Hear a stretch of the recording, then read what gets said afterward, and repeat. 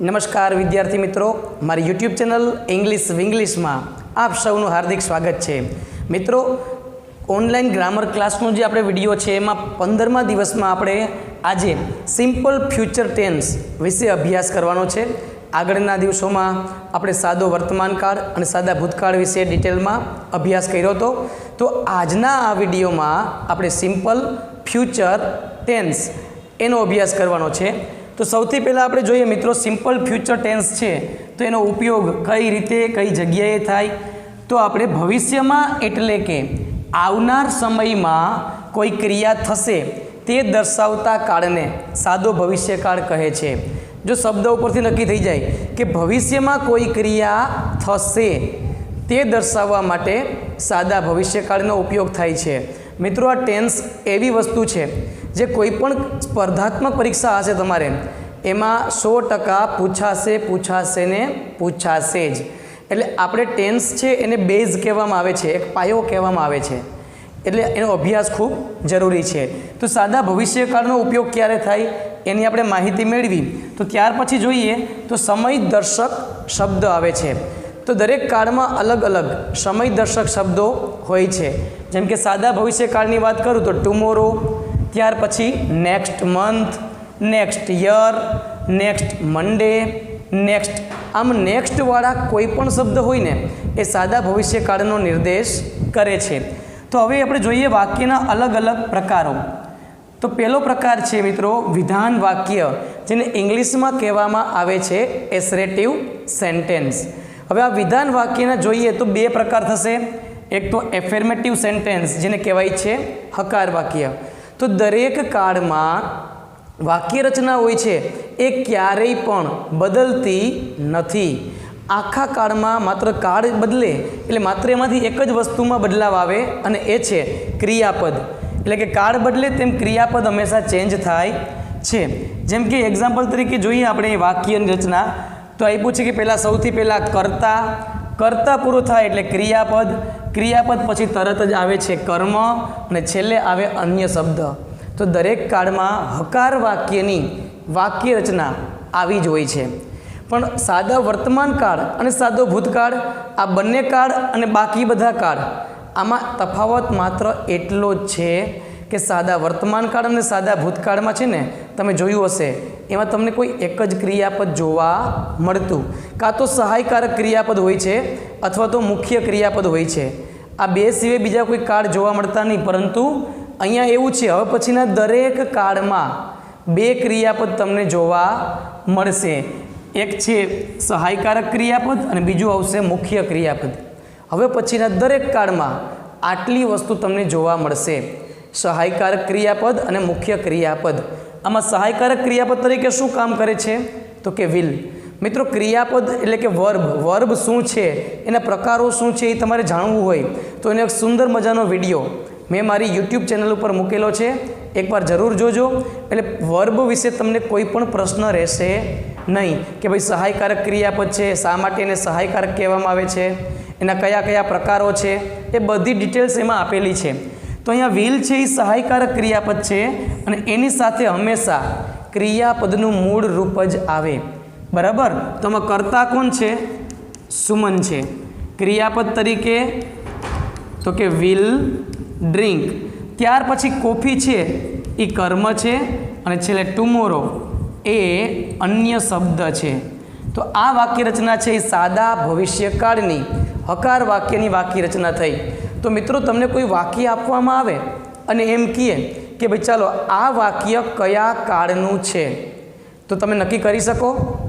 તો ચોક્કસ નક્કી કરી શકીએ। કઈ રીતે? તો કે કોઈ વાક્ય હોય એનું ક્રિયાપદ જોવાનું, ક્રિયાપદ ઉપરથી કાળ નક્કી થઈ જાય। આપણે એવું વાક્ય આપવામાં આવે કે જેમાં સેલ અથવા વિલની સાથે ક્રિયાપદનું મૂળરૂપ આપેલું હોય, તો તમે નક્કી કરી શકશો કે નહીં કે ભાઈ આપેલું વાક્ય સાદા ભવિષ્યકાળનું છે। એ રીતે તમે જોશો તો અહીંયા કર્તા તરીકે સી છે, વિલ રાઇટ ક્રિયાપદ, અ પોએમ કર્મ અને ઇન ધ બુક છે એ અન્ય શબ્દ છે ને। અહીંયા તમે જોશો ધ્યેય છે એ કર્તા છે, વિલ સ્ટાર્ટ ક્રિયાપદ છે, ગેમ કર્મ અને ઓન ધ ગ્રાઉન્ડ છે એ અન્ય શબ્દ છે। તો આ હતી હકાર વાક્યની વાક્ય રચના અને એનું ક્રિયાપદ કેવું હોય એ સૌથી વસ્તુ અગત્યની છે, જે ખાસ ધ્યાન આપવું. તો ત્યાર પછી આપણે આગળ વધીએ. નેક્સ્ટ સ્ટેપ ક્રિયાપદ. કાળની અંદર સૌથી કોઈ મહત્ત્વની વસ્તુ હોય મિત્રો તો એ છે ક્રિયાપદ. કયા કાળમાં કેવું ક્રિયાપદ હોય આટલી વસ્તુ જો આપણે યાદ રાખી લઈએ એટલે કાળ આપણા માટે સિમ્પલ અને સહેલા છે. બરાબર. તો જોઈએ નિયમ. ક્રિયાપદ શું કહે છે મિત્રો? સેલ અથવા વિલની સાથે ક્રિયાપદનું મૂળ રૂપ. હવે તમને એમ થશે કે ભાઈ સેલ તો તમે કંઈ બોલતા નથી, પણ એના ઉપર એવું કહે છે કે જ્યારે કર્તા તરીકે પહેલો પુરુષ એકવચન કે બહુવચન હોય ને તો તેની સાથે સેલ આવે છે. હવે તમને બહુ મન થતું જ હોય મૂકવાનું તો આઈ અને વીની સાથે જ સેલ આવે, બીજે ક્યાંય સેલ આવતો નથી. બાકી બધે વિલ. જ્યારે વિલ છે એ કોઈ પણ સર્વનામ સાથે આવી શકે. તો તમે અહીંયા જોશો એક્ઝામ્પલ તરીકે કે આઈ સેલ ગીવ યુ અ બોલ. અહીંયા આઈ કર્તા છે, સેલ ગીવ ક્રિયાપદ, યુ કર્મ. બરાબર. અ બોલ એ પણ કર્મ છે, એટલે કે બે કર્મવાળું વાક્ય છે. બરાબર. તો હવે તમે જોયું હશે તો અહીંયા સેલની સાથે ક્રિયાપદનું મૂળરૂપ આપ્યું તો પણ આ કાળ કયો થાય? સાદો ભવિષ્યકાળ. સેલ અથવા વિલની સાથે જો ક્રિયાપદનું મૂળરૂપ આપવામાં આવે તો સમજી લેવાનું કે એ વાક્ય છે એ સાદા ભવિષ્યકાળનું જ હોય. બરાબર. અહીંયા તમે જોશો તો વીની સાથે સેલ આપ્યો છે, એની અરે ક્રિયાપદનું મૂળરૂપ એટલે કે we shall work hard in exam, કે આપણે પરીક્ષામાં સખત મહેનત કરીશું. બરાબર છે. હવે બીજી વસ્તુ નિયમ એવો છે મિત્રો કે કોઈ પણ કર્તાની સાથે વિલ લખી શકાય છે. જો તમને સેલ લખવાનું મન થતું હોય માત્ર તો આઈ અને વીની સાથે જ લખી શકાય, પરંતુ જો વિલ લખવું હોય તો કોઈ પણ સર્વનામ આપ્યું હોય કર્તા તરીકે, નામ કે સર્વનામ, બધી જગ્યાએ વિલ ચાલે. એટલે કે આ વિલ વગર ક્યારેય ગાડી ચાલી શકશે નહીં. બરાબર. વિલ બધે લાગુ પડે. ઓકે. જેમ કે આઈ વિલ ગીવ યુ અ બોલ. સેમ વાક્ય મેં તમને એટલા માટે લખ્યા છે કે તમને ખ્યાલ આવે કે આઈની સાથે સેલ પણ આવે અને વિલ પણ આવે. અહીંયા વી છે એટલે સેલ આવ્યું છે. રોશની ત્રીજો પુરુષ એકવચન છે જેનું સર્વનામ સી થાય, માટે ફરજિયાતપણે જો અહીંયા હું સેલ લખી શકું નહીં, કારણ કે આ ત્રીજો પુરુષ એકવચન છે. સેલ લખવું જ હોય તો માત્ર ને માત્ર પહેલા પુરુષ એકવચન અને પહેલા પુરુષ બહુવચન આ બેની સાથે જ આવી શકે છે. અહીંયા વિલ શબ્દ આવ્યો અને ભેગું ક્રિયાપદનું મૂળ રૂપ. તો આ હતી આપણે વાક્ય રચના અને ક્રિયાપદના નિયમો. ત્યાર પછી મિત્રો નેગેટિવ વાક્યની ચર્ચા કરીશું આપણે કે સાદા ભવિષ્યકાળમાં નકાર વાક્ય કઈ રીતે બનાવવામાં આવે છે, એ બનાવવા માટે શું કરવું. સાદા વર્તમાનકાળ અને સાદા ભૂતકાળમાં આપણે આ વસ્તુ સમજ્યા હતા. હવે તમે એમ જોયું હશે ને તો એમાં એક જ ક્રિયાપદ આપતા હતા અને એમાં મુખ્ય ક્રિયાપદ હોય છે, સહાયકારક ક્રિયાપદ હોતું નથી. એક વસ્તુ હંમેશા યાદ રાખવી મિત્રો કે જ્યારે નકાર વાક્ય આપણે બનાવવાનું થાય એટલે સહાયકારક વગર નકાર બની શકે નહીં. જો ન હોય તો ઉછીનું લેવું પડે. જેમ આપણે સાદા વર્તમાનકાળ અને સાદા ભૂતકાળમાં ડુ, ડઝ અને ડીડ ઉછીનું લાવતા હતા. હવે અહીંયા ઉછીના લેવાનો કોઈ પ્રશ્ન જ નથી. જ્યારે તમારી પાસે કોઈ વસ્તુ હોય તો તમે થોડા કંઈ ઉછીના લેવા જશો. તો આપણી પાસે તો હવે બે વસ્તુ પડી છે, સહાયકારક કઈ છે, મુખ્ય ક્રિયાપદ છે. હવે સહાયકારકની જરૂર શા માટે પડે? કારણ કે નકાર બનાવવા માટે મારે નોટ મૂકવું પડે અને નોટ હંમેશા સહાયકારક ક્રિયાપદને જ લાગે, એના પછી જ આવે, એના વગર ક્યાંય આવી શકે નહીં. ચાલો વાક્ય રચના મિત્રો આપણે જોઈએ તો સૌથી પહેલાં શું જોવા મળશે તો કે કર્તા પછી વિલ અથવા સેલ ગમે તે, એના પછી જો વિલ આવી ગયું સહાયકારક એટલે નોટ શબ્દ આવે અને પછી ક્રિયાપદનું મૂળ રૂપ, ત્યારબાદ કર્મ અને લાસ્ટમાં આવશે અન્ય શબ્દ. તો મેથડ આપણે ક્લિયર છે. જેમ સાદા વર્તમાનકાળ અને સાદા ભૂતકાળમાં આપણે નેગેટિવ એટલે કે નકાર વાક્ય બનાવ્યું હતું, સેમ એ જ રીતે નકાર વાક્ય બનાવવાનું છે. પણ આમાં સહેલું એટલા માટે પડે કે આપણી પાસે બંને ક્રિયાપદ હાજર છે, સહાયકારકે હાજર છે, મુખ્ય હાજર છે. તો મને એટલી ખબર છે કે મારે જો નકાર બનાવવું હોય તો મારે નોટ મૂકવું પડે અને નોટ હંમેશા કોની પાછળ લાગે? સહાયકારક ક્રિયાપદની પાછળ. તો આના પછી હું નોટ મૂકી દઉં એટલે મારું કામ થઈ ગયું. તો નકાર વાક્ય બનાવવું બહુ સરળ છે મિત્રો. શું આવશે તો કે મહેક વિલ. હવે નકાર બનાવું છું એટલે સહાયકારક આવી ગયું. તો સહાયકારકની ગાડીમાં હંમેશા નોટ બેસી જ જાય. ન હોય તો આપણે સહાયકારકને લાવવું પડે સ્પેશિયલ. બરાબર. વિલ પ્લે, તો વિલ નોટ પ્લે. પહેલાં ક્રિયાપદ આ પ્રકારે હતું, હવે આવું થઈ ગયું. બેય ક્રિયાપદની વચ્ચે નોટ મૂકી દો એટલે આપણું કામ થઈ ગયું. Play carrom in the school. તો આ આપણો જવાબ કમ્પ્લીટ. સેમ એ રીતે બીજી પ્રેક્ટિસ કરીએ. આમાં સહાયકારક કયું છે? વિલ. મુખ્ય કયું છે? રાઇટ. બેયની વચ્ચે મારે નોટ મૂકી દેવાનું એટલે મારું નકાર વાક્ય બની ગયું. તો આમ બનશે ને, they will not write essays in the book. તો આ વાક્ય બની ગયું નકાર એટલે કે નેગેટિવ. ત્યાર પછી ત્રીજું વાક્ય જોઈએ મિત્રો, તો કે he will not run fast in the race. તો નકાર વાક્ય બનાવવું અતિશય સરળ છે. ક્લિયર છે? ત્યાર પછી આપણે વાક્યનો બીજો પ્રકાર જેને કહેવાય છે પ્રશ્નાર્થ વાક્ય. ઇંગ્લિશમાં કહેવું હોય તો ઇન્ટરોગેટિવ સેન્ટેન્સીસ. તો એના પાછા બે ભાગ છે, યસનો ક્વેશ્ચન અને WH ક્વેશ્ચન. તો પહેલાં આપણે યસનો ક્વેશ્ચનની ચર્ચા કરીએ.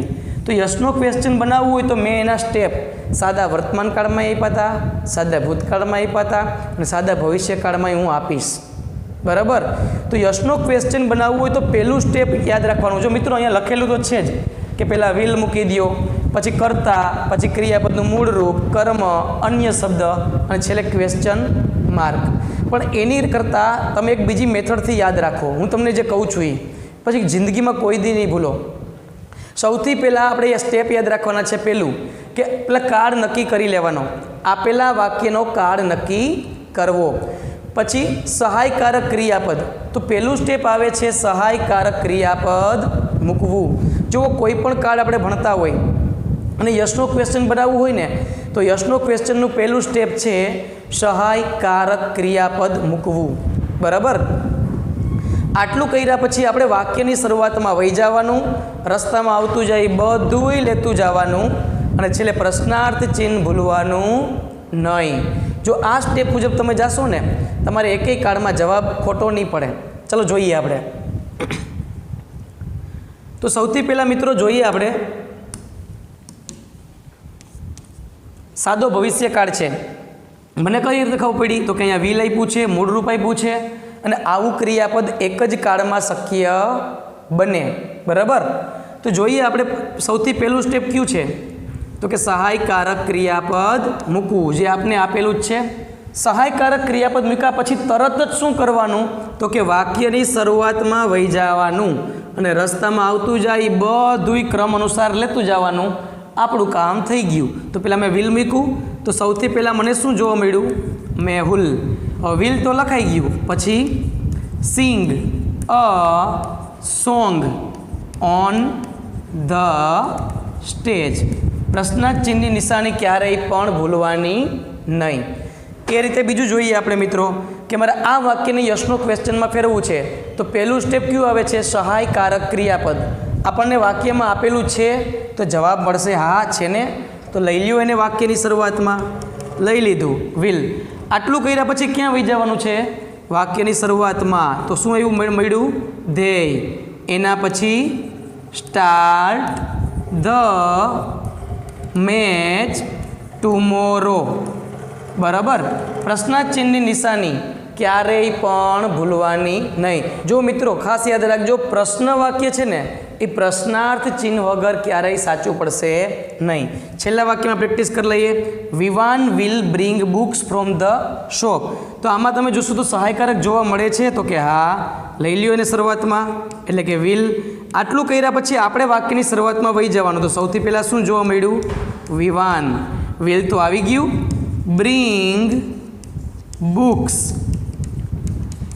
From the shop. પ્રશ્નાર્થ ચિહ્નની નિશાની. આ વસ્તુ ભૂલવાની નથી. તો આને કહેવાય છે યસનો ક્વેશ્ચન. એને ઉલટ પ્રશ્નો પણ ક્યારેક કહેવામાં આવે છે. તો ત્યાર પછી મિત્રો જોઈએ આપણે બીજું સ્ટેપ WH ક્વેશ્ચન. હવે WH ક્વેશ્ચનમાં ઘણા બધા હોય છે, જેમાં આપણે મુખ્ય 4ની ચર્ચા કરીશું. તો પહેલું જોઈએ આપણે વુ એટલે કે કોણ. તો મિત્રો WH ક્વેશ્ચન એવા હોય છે કે તમે એના વડે પ્રશ્ન બનાવો એટલે કંઈક ને કંઈક વસ્તુ હંમેશા દૂર થાય છે. તો તમે એ જોશો કે વુ વડે પ્રશ્ન બનાવશું ને તો આપેલા વાક્યમાંથી આપણને કરતા દૂર થાય છે, એટલે કે સબ્જેક્ટ છે ને એ નીકળી જાય. બરાબર. તો અહીંયા સબ્જેક્ટ તરીકે કોણ આપ્યું છે? રાકેશ. અને કરતા હંમેશા ક્યાં હોય? વાક્યની શરૂઆતમાં. તો એના સ્થાને માત્ર તમારે ખાલી વુ મૂકી દેવાનું છે, જે કરતા હોય ને એના સ્થાને. બરાબર. બાકી બધું એમને એમ આવશે, એટલે કે who will read a story in the library. પ્રશ્નાચિહ્ન ભૂલવાનો નહીં. સેમ વસ્તુ આમાં આવશે. આમાં કર્તા તરીકે શું છે? તો કે ધ્યેય છે. જો કર્તા તરીકે બેમાંથી એક વસ્તુ હોઈ શકે, કાં તો નામ અને કાં તો સર્વનામ. એવું ક્યારેય ધારી નહીં લેવાનું મિત્રો કે પેલો શબ્દ છે ને એ જ કરતા. ક્યારેક એક કરતાં વધારે શબ્દ પણ કર્તા તરીકે હોઈ શકે. તમે અહીંયા જોશો ને તો બે આપ્યા છે, ધ કિંગ. તો એ ધ છે એ કરતા છે એવું નથી. ક્રિયાપદની આગળ જેટલું હોય ને એ બધું કરતા જ કહેવાય. એટલે ક્રિયાપદની આગળ જેટલું હોય એ નીકળી જાય, એના સ્થાને હું શું મૂકી દઈશ? વુ.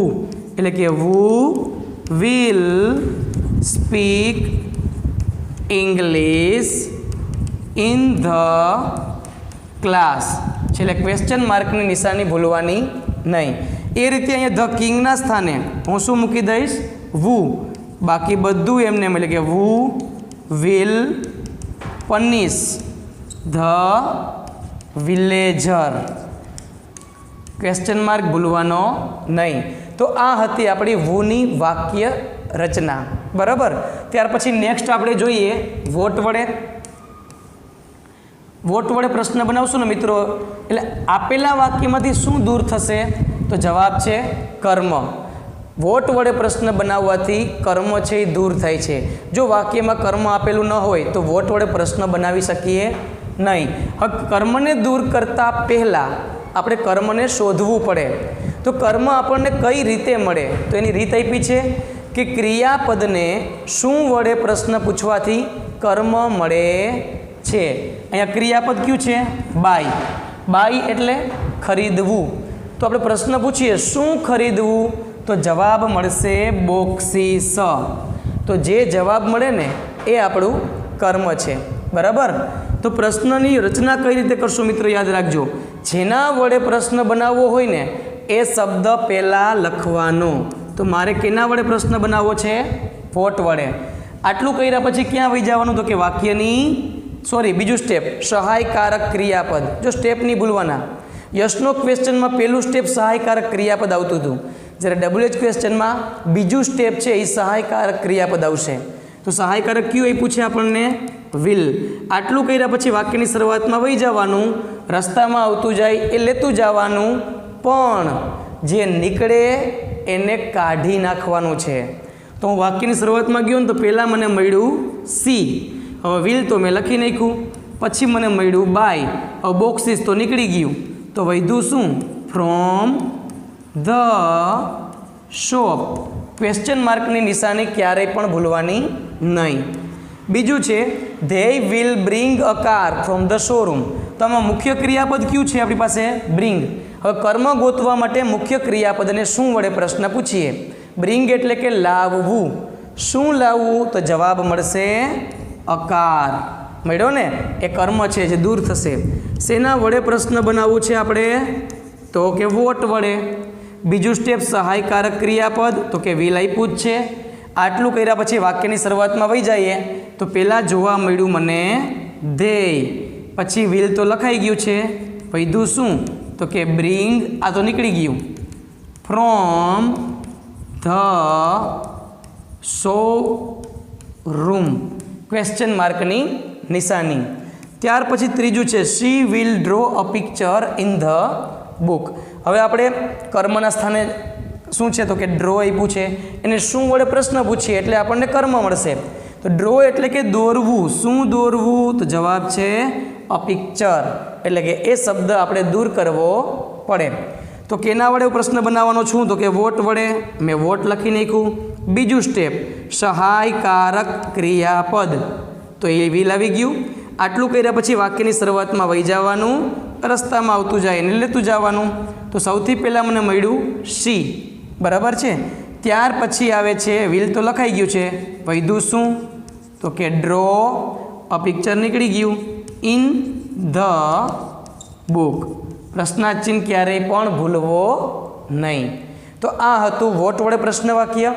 ત્યાર પછી આપણે ત્રીજું જોઈએ વેર, WHERE. વેરનો અર્થ થાય ક્યાં, બરાબર છે.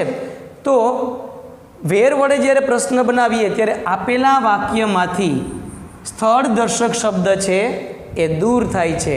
હવે સ્થળ દર્શક શબ્દને દૂર કર્યા પહેલાં આપણે એને શોધવા પડે. કઈ રીતે મળશે તો કે ક્રિયાપદને ક્યાં વડે પ્રશ્ન પૂછો એટલે તમને સ્થળ દર્શક શબ્દ મળી જાય. એક્ઝામ્પલ તરીકે અહીંયા આપ્યું છે આપણને સ્પીક. સ્પીક એટલે કે બોલવું. ક્યાં બોલવું તો કે સ્ટેજની ઉપર. જો ખાલી સ્ટેજ છે ને એ સ્થળ છે, પણ સ્થળ ભેગા જે પ્રેપોઝિશન આપેલ હોય in, on, under, near, before, after વગેરે, એ પ્રેપોઝિશન સાથે દૂર થાય છે. યાદ રાખજો. જો આ તમે કાઢી નાખશો ને ઓન પડ્યું રહેશે તો જવાબ આપણો ખોટો પડશે. તો સ્ટેપ તો તમને બધાને ખ્યાલ છે. જેના વડે પ્રશ્ન બનાવવું હોય એ શબ્દ પહેલાં લખવાનો, તો મેં લખી નાખ્યો. બીજું સ્ટેપ કયું છે આપણું સહાયકારક ક્રિયાપદ. ચાલો હું સહાયકારક ક્રિયાપદ લખી નાખું.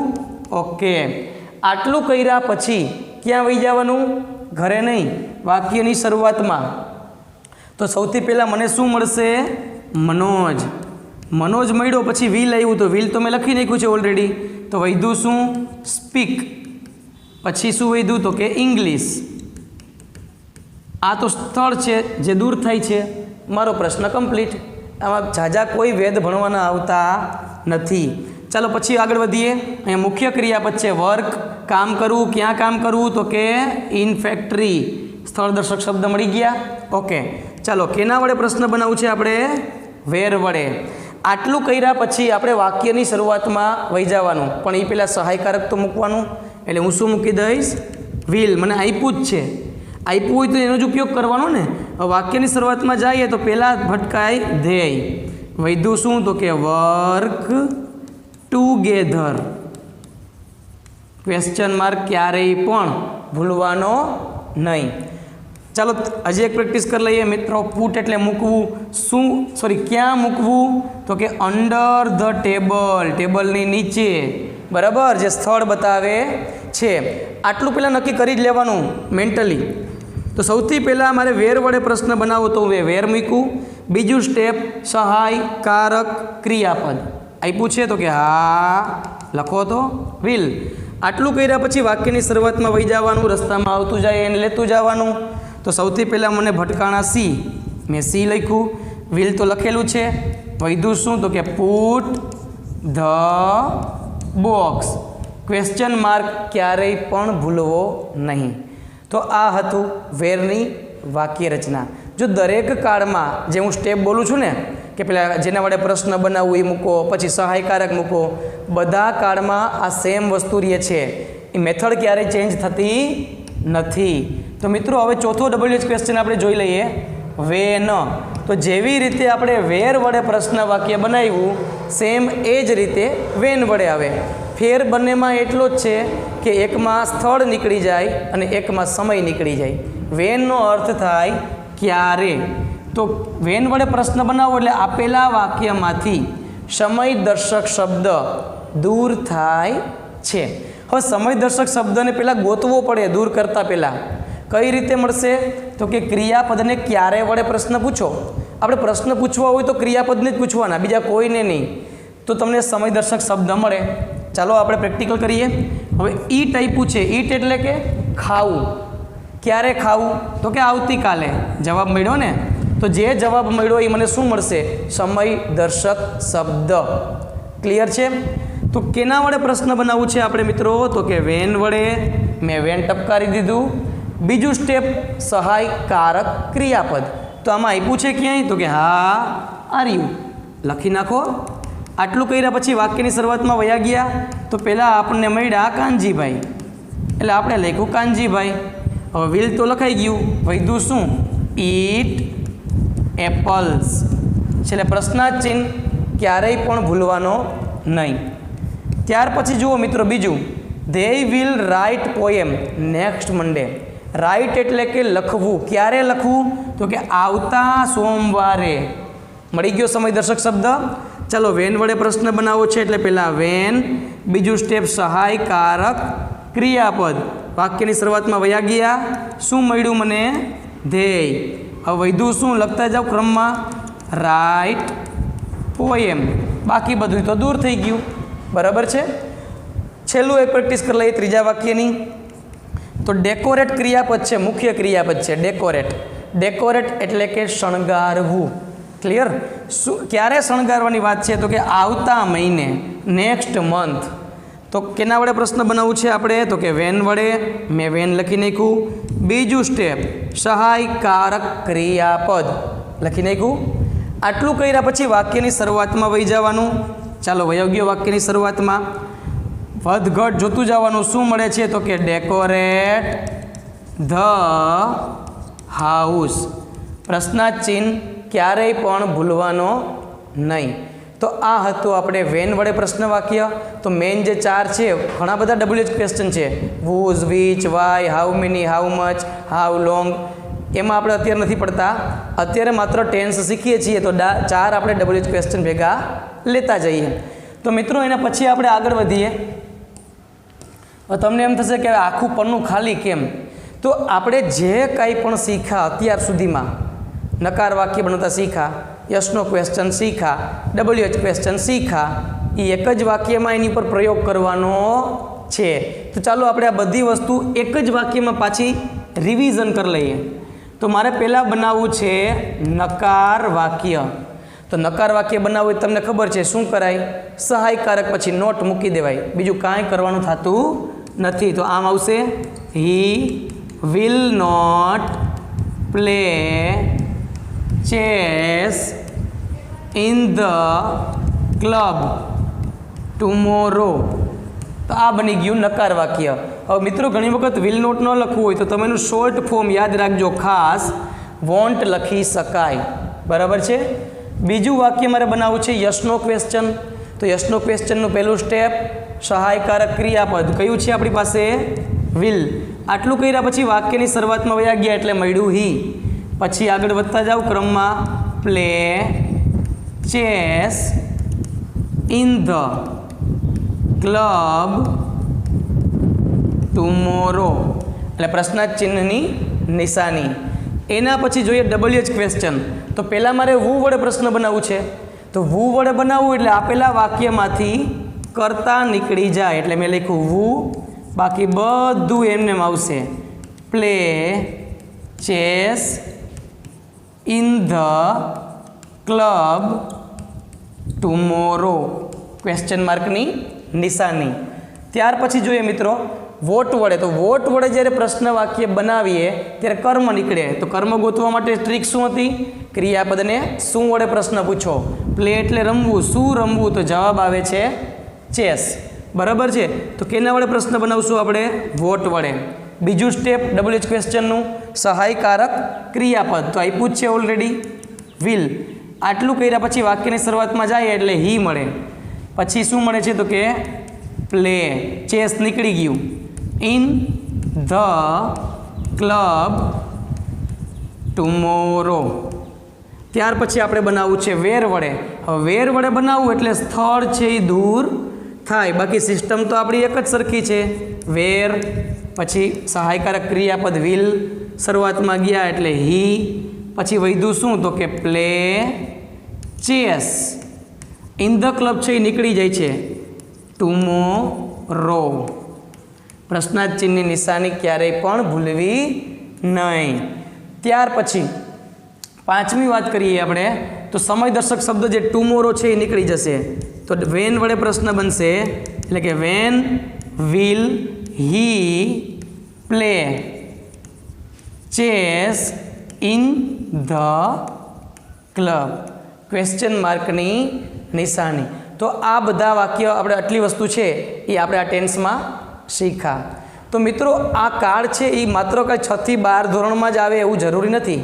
12 ધોરણ પૂરું કરીને આગળ તમે જ્યારે કોઈ કોમ્પિટિટિવ એક્ઝામ આપશો તો દરેક એક્ઝામમાં ટેન્સ છે એનું મહત્ત્વ છે. અને આ પરીક્ષામાં કેવી રીતે પૂછાશે એ જે પૂછાઈ ગયેલા પ્રશ્નો છે એ હું તમારી સામે રજૂ કરીશ.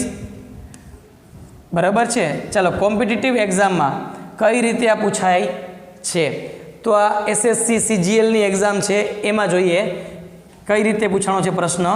તો એની આપણે મિત્રો ચર્ચા કરીએ કે ઇફ ધ વેધર ઇમ્પ્રૂવ્સ, કે જો વેધર છે વાતાવરણ છે ઇમ્પ્રૂવ થશે, વી ખાલી જગ્યા for a walk in the park. તો મિત્રો ઇફવાળું વાક્ય રચના છે ને એમાં એક સાદો વર્તમાન કાળ હોય તો એની સામે સાદો ભવિષ્યકાળ જોવા મળે.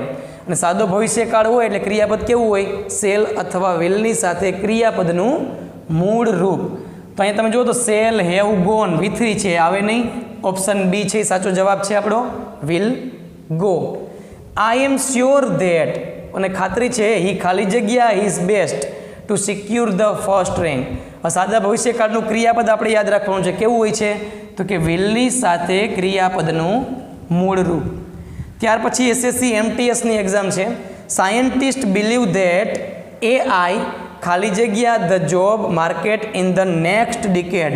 નેક્સ્ટ આવે એટલે સમજી લેવાનું કે ભવિષ્યકાળ જ બતાવે. તો will plus V1, option A છે એ સાચો જવાબ છે, વિલ ટ્રાન્સફોર્મ. ત્યાર પછીના પ્રશ્નો જોઈએ મિત્રો.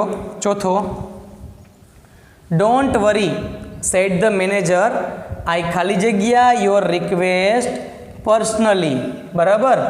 તો એમાં ભવિષ્યકાળની વાત કરીએ તો સેલ અથવા વિલ વાળું ગોતવું પડશે, વિલ હેન્ડલ. ધે ખાલી જગ્યા the new bridge by the end of this month. બરાબર. તો ધ્યેય છે એટલે સાથે સેલ તો કોઈ દી આવી જ ન શકે મિત્રો. અને વિલની સાથે ક્રિયાપદનું કેવું રૂપ આવે? મૂળ રૂપ, એટલે કે વિલ ફિનિશ. ત્યાર પછી નેક્સ્ટ પેજ જોઈએ આપણે.